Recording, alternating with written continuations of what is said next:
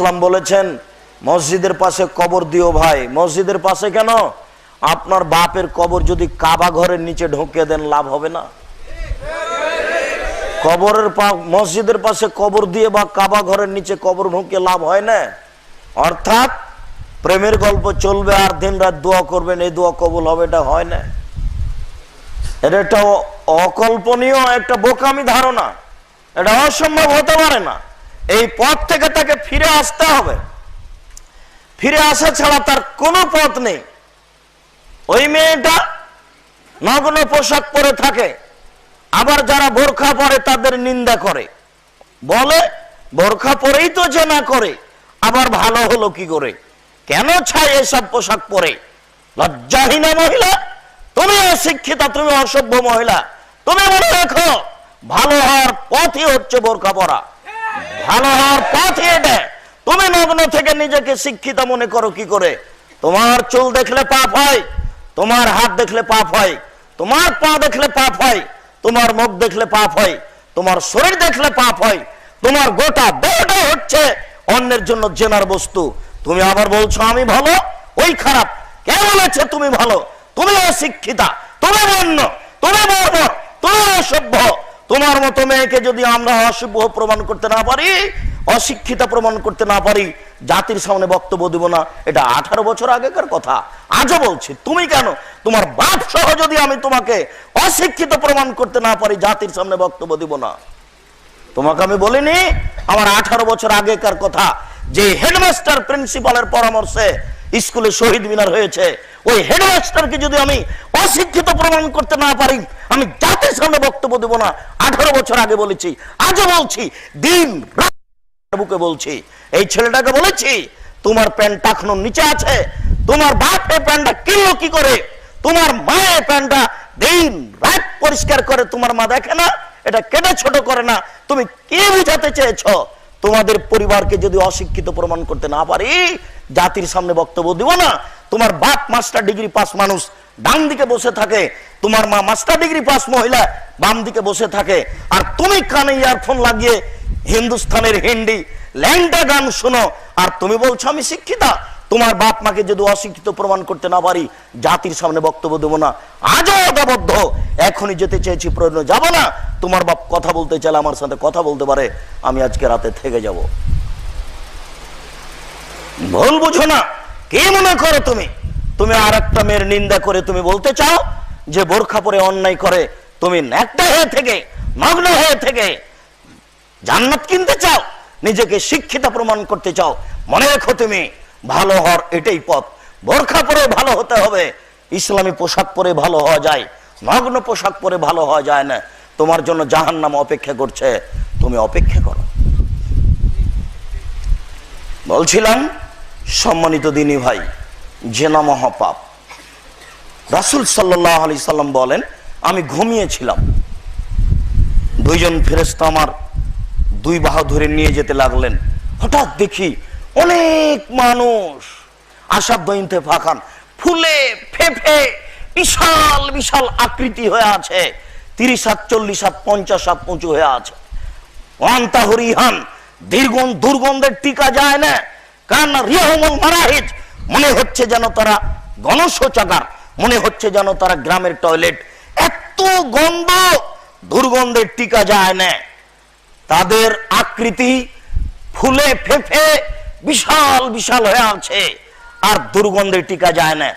আমাদের নবী বললেন, জিবরাইল, মানহাউলায়, এরা কারা? যারা ফুলে ফেফে আছে, যাদের দুর্গন্ধের টিকা যায় না, এরা কারা? জিবরাইল আলাইহিস সালাম বললেন, আহমদ জোনাতা জাওয়ানি, তারা হলো ব্যভিচার।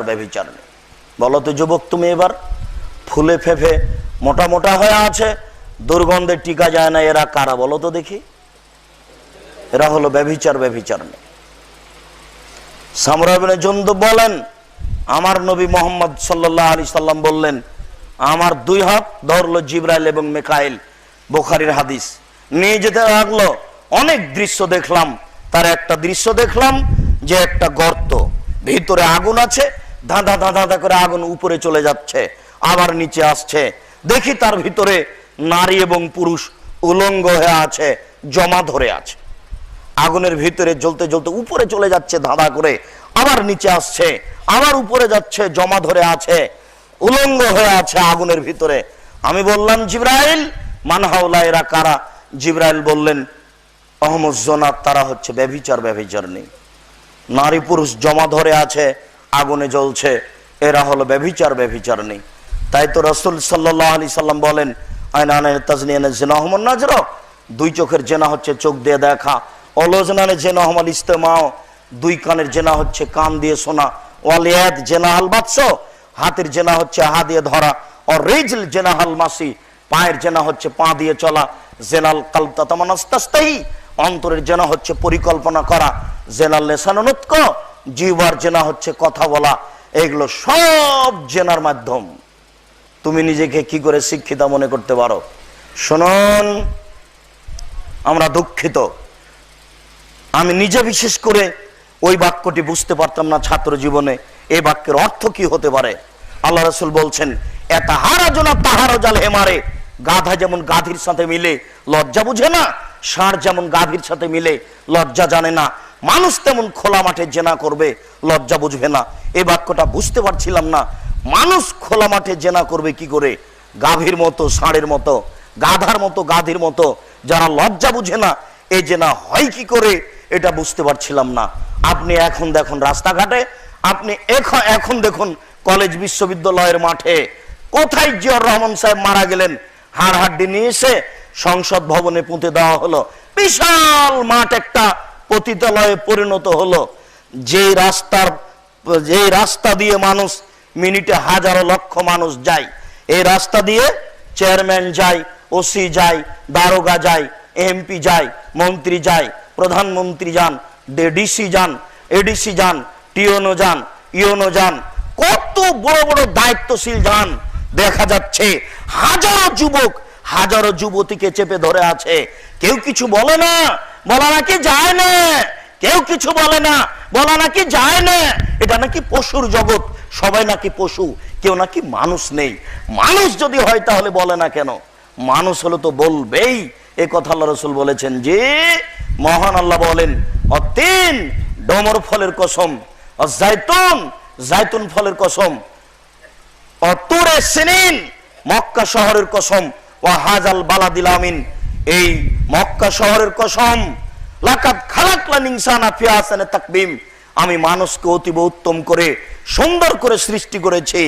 যখন আমাকে মানুষ মানেনি, সুম্মা রাদাদনাহু আসফালা সাফিলিন, তখন আমি তাকে সর্বনিম্নে উল্টা ফিরিয়েছি। তখন সে মানুষ নয়, তখন সে পশু। এখন আর মানুষ মানুষ হয়ে নেই, মানুষ এখন পশুতে পরিণত হয়েছে। নইলে কিছু বলে না কেন? নইলে খোলা মাঠে জেনা হয় কি করে? নইলে একজন যুবক একজন যুবতীকে চেপে ধরে থাকে কি করে? উরু রানের উপরে মাথা দিয়ে শুয়ে যায় কি করে? দিন কাটায় কি করে? এটা নাকি মুসলিম দেশ, এখানে নাকি শতকরা 90 জন মুসলমান বাস করে। কাপুরুষ, তোমাকে আমি চিনি না, কে তোমাকে মুসলমান বলছে?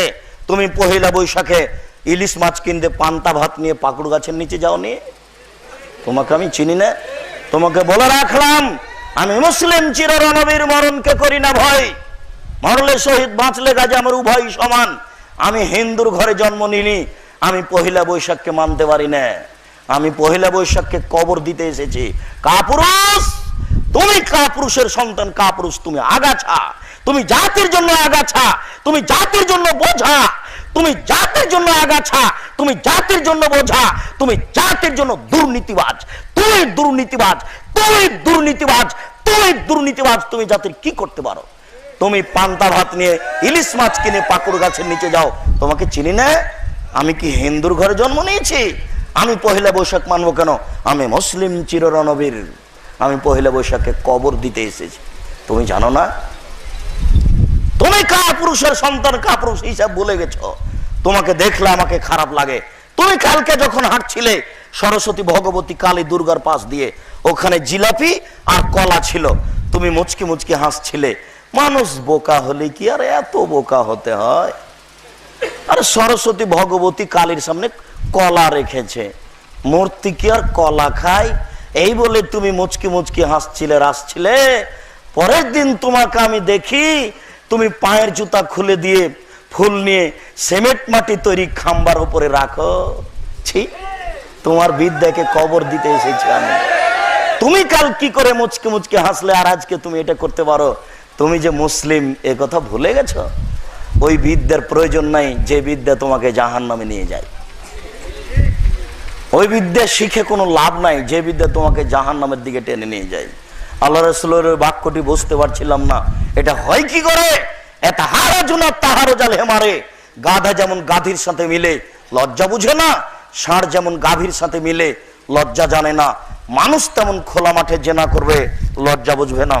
সম্মানিত উপস্থিতি, যুবক শোনো, আল্লাহ রাসূল বলছেন 6 শ্রেণীর মানুষকে আমি জান্নাতে নিয়ে যাব।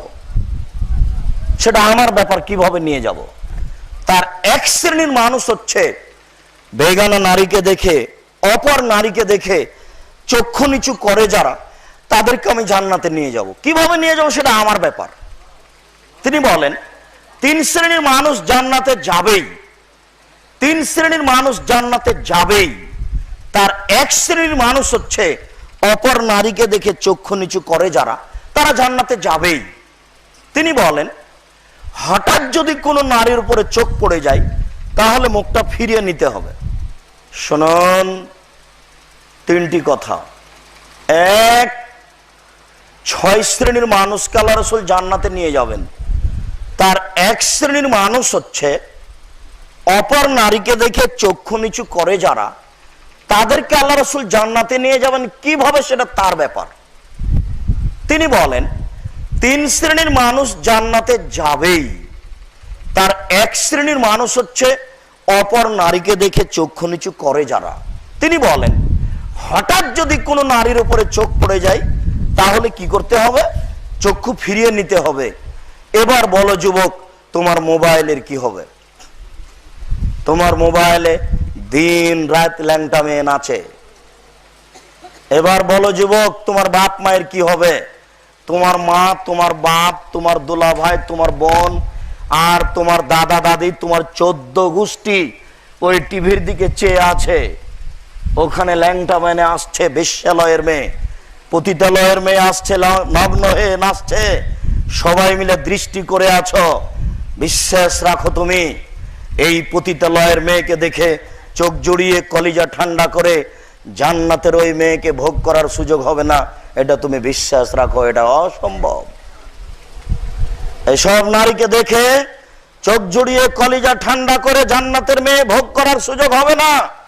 জান্নাত মানে বিশাল ব্যাপার, খুব টাফ ব্যাপার, যেটা সহজে পাওয়া যায় না, ওটা খুব কঠিন। ধর্মকে তুমি হাতের ময়লা মনে করিও না, ধর্মকে তুমি নিজের মতো মনে করো না। নেতা নেত্রী যেমন ধর্মকে নিজের মতো মনে করেছেন, তুমি মনে করো না। এই ছেলে শোনো, নির্ধারিত দিনে তোমার নেতা নেত্রী কবরের উপরে ফুল রেখেছে, এটা একটা অন্যায়। কবরের উপরে ফুল রেখে নারী পুরুষ একাকার হয়ে হাত তুলে দোয়া করছে, পাশাপাশি দাঁড়িয়ে আছে নারী পুরুষ, এটা আর একটা অন্যায়। হিন্দু মানুষটাও হাত তুলে আছে, এটা আর একটা অন্যায়। নির্ধারিত দিনে ফুলটা রেখে হাত তুলে দোয়া করছে, এটা আর একটা অন্যায়। এতগুলো অন্যায় হওয়ার পরেও এই দোয়া কবুল হবে তুমি মনে করো? धर्म की राजशाही चांपाईनबाबगंज हवाई लड्डू, दोनों हाथ में लड्डू है, जो चाहे उसको खा ले, जो चाहे उसको छोड़ दे।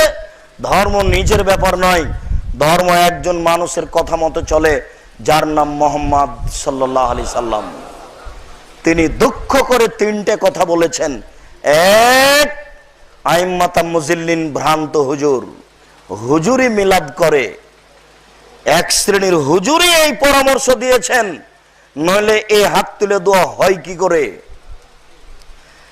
এক শ্রেণীর হুজুরি কোরআন খুলে দেখাচ্ছে যে এই দেখেন আল্লাহ বলেছে ভোট দিতে হবে দাঁড়িপাল্লায়, কোরআন মাজিদে আছে ভোটের কথা। খ্রিস্টান আব্রাহাম লিঙ্কনের কাল্পনিক পদ্ধতি ভোট গণতন্ত্র, মানুষকে বিপাকে ফেলার সবচেয়ে বড় মাধ্যম, জুয়াচ্চরদের জুয়া চুরি করার, অন্যায় করার সবচেয়ে বড় মাধ্যম, এটা কি কোরআনে আছে। এক শ্রেণীর মানুষ কোরআন খুলে দেখাচ্ছে দেন মিলাদের কথা আল্লাহ বলেছে। তাহলে আলেম দিয়েই এগুলো হবে। এই জন্য আল্লাহ রাসূল বলছেন আমার জীবনে বড় ভয় ভ্রান্ত হুজুর। 2 নম্বরে বলেছেন আমার জীবনে বড় ভয় সাতালতাহেকু কাবাইলু মুনিমুনাতাল বিল মুশরিকিন, আমার উম্মত হিন্দুদের সাথে মিশে যাবে। আমরা নাকি হিন্দুদের সাথে মিশে যাব, আমাদের বাড়িতে নাকি গান বাজনা চলবে, আমরা নাকি বিবাহের অনুষ্ঠানে রং মাখবো, আমরা নাকি বিভিন্ন অনুষ্ঠানে রং মাখামাখি করব, আমরা নাকি এভাবে হাততালি দিব, আমরা নাকি হিন্দুদের সাথে মিশে যাব। আমি অনুবাদক, আপনি আবার দেখতে পারেন অনুবাদ ঠিক আছে কিনা। তিনি বলেন আমার উম্মত হিন্দুদের সাথে মিশে যাবে। তিনি বলেন আমার উম্মত মূর্তি পূজা করবে, আমরা নাকি মূর্তি পূজা করব। হিন্দুরা সরস্বতী ভগবতী মানে, আমরা কি সরস্বতী ভগবতী মানি? তিনি কেন বললেন যে আমরা মূর্তি পূজা করব? তোমার ঘরে তোমার পিতার ছবি, নেতা নেত্রীর ছবি ছাড়া দিন চলে না তোমার, এরই নাম হচ্ছে মূর্তি পূজা করা। ঢাকা বিশ্ববিদ্যালয়ের মাঠে মূর্তি ভর্তি, রাস্তাঘাটে মূর্তি ভর্তি। মনে রেখো যুবক, মূর্তি ভাঙার জন্য জন্ম নিয়েছি, মূর্তি গড়তে জন্ম নিনি। আমি মুসলিম। তুমি কাপুরুষ কখন নিজেকে ভুলে গেছো আমি মুসলিম? তোমাকে আমি নিজের পরিচয় দিয়ে রাখলাম আমি মুসলিম চির রণবীর, মরণকে করি না ভয়, মরলে শহীদ বাঁচলে গাজী, আমার উভয়ই সমান। আমি কোনোদিন মূর্তিকে সম্মান করতে পারি না, এটা আমি মূর্তিকে ভাঙার জন্য জন্ম নিয়েছি, মূর্তি গড়ার জন্য জন্ম নিইনি। সম্মানিত উপস্থিতি, বিচারের মাঠে আল্লাহ 3 শ্রেণীর মানুষের সাথে কথা বলবেন না। তার 1 শ্রেণীর মানুষ হচ্ছে বেশি বয়সে জেনা করে যারা, 2 মালিকুন কাযযাব মিথ্যুক দায়িত্বশীল, মিথ্যে কথার ভিত্তিতে দায়িত্ব পালন করে যারা, তাদের সাথে আল্লাহ কথা বলবেন না। মিথ্যুক হেড মাওলানা, মিথ্যুক হেডমাস্টার, মিথ্যুক প্রিন্সিপাল, মিথ্যুক ভাইস চ্যান্সেলর, মিথ্যুক মেম্বার, মিথ্যুক চেয়ারম্যান, মিথ্যুক উপজেলা চেয়ারম্যান, মিথ্যুক এমপি, মিথ্যুক মন্ত্রী, মিথ্যুক প্রধানমন্ত্রী, মিথ্যুক ডিসি, মিথ্যুক এডিসি, মিথ্যুক টিওনো, মিথ্যুক ইওনো, মিথ্যুক জেল সুপার, মিথ্যুক দায়িত্বশীল, মিথ্যুক গ্রামের সর্দার, মিথ্যুক মসজিদের সর্দার, যে যেখানে মিথ্যা কথার ভিত্তিতে দায়িত্ব পালন করবে আল্লাহ তার সাথে বিচারের মাঠে কথা বলবেন না, সে যত বড়ই তাহাজ্জুদ গুজার হোক না কেন। মিথ্যা কথা বলে নেতৃত্ব দেয়, প্রতি রমজানে উমরা করে, প্রতি মাসে প্রতি বছর হজ করতে যায়, প্রতি